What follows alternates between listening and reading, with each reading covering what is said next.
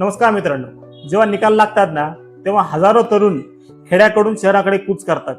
कोणी बसच्या टपावर, कोणी रेल्वेच्या जनरल डब्यात, सगळेजण खेड्याकडून शहराकडे येत असतात. जेव्हा हे तरुण शहरात येत असतात तेव्हा त्यांच्याकडे एक बॅग असते. त्या बॅगच्या एका कप्प्यात आईने कोणाकोणतरी उसने घेतलेले पैसे असतात, तर दुसऱ्या कप्प्यात बापाने कोणाकोणतरी व्याजाने घेतलेल्या पैशांची चिंता असते आणि त्यांच्या डोक्यात काहीतरी करून दाखवण्याचं एक स्वप्न असतं आणि हे सगळं घेऊन ते शहरामध्ये पोहोचतात. पण शहरात आल्यावर त्यांच्या स्वप्नांना जागा मिळते, ती मात्र 10 बाय 10च्या एका खोलीत. त्या खोलीत त्यांचा अभ्यासाचा टेबल आणि जेवणाचा टेबल एकच असतो आणि तोच टेबल रात्री त्यांची उशी बंद असतो. रात्री 11-12 वाजता लायब्ररीतून खोलीवर वापस आल्यावर ते त्यांच्या एका शेगडीवर स्वयंपाक करत असतात.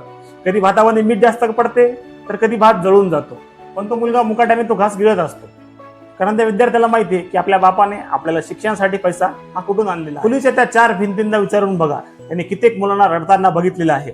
जेव्हा लागोपाठ 2 ते 3 वेळा अपयश येतं, जेव्हा लायब्ररी मधला कोणी अधिकारी म्हणून रूम सोडतो, तेव्हा या खोलीत एक जीवघेरी शांतता पसरलेली असते. अशा रात्री जेव्हा तो मुलगा चिंतेने आईला कॉल करतो तेव्हा आईचा एक आवाज येतो, बाळा जेवण झाले आहे का. तेव्हा त्याच्या डोळ्यातलं पाणी एकदम गळ्यापर्यंत आलेलं असतं, पण तो मुलगा तो हुंदका गिळून आईला सांगतो, हो आई जेवण झालेलं आहे आणि मी ठीक आहे.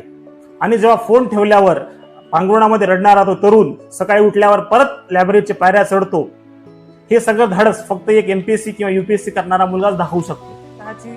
म्हणून मी सांगतो, ही केवळ 10 बाय 10ची रूम नसून ही एक फॅक्टरी आहे. अशी फॅक्टरी ज्या ठिकाणी एक गरीब मुलगा स्वतःला झिजवून एक अधिकारी निर्माण होत असतो. आज भले तुमच्या खोलीमध्ये अंधार असेल, नशीब तुमच्या बाजूने नसेल, पण लक्षात ठेवा, तुमच्या विजयाची रथयात्रा याच खोलीमधून निघणार आहे आणि ती यात्रा तुमच्या पूर्ण कुटुंबाचं भविष्य बदलून टाकणार आहे.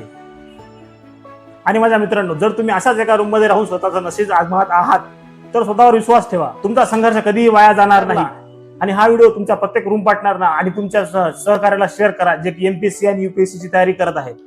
आणि अशाच व्हिडिओसाठी आमच्या चॅनलला सबस्क्राईब करा. तोपर्यंत जय हिंद, जय महाराष्ट्र.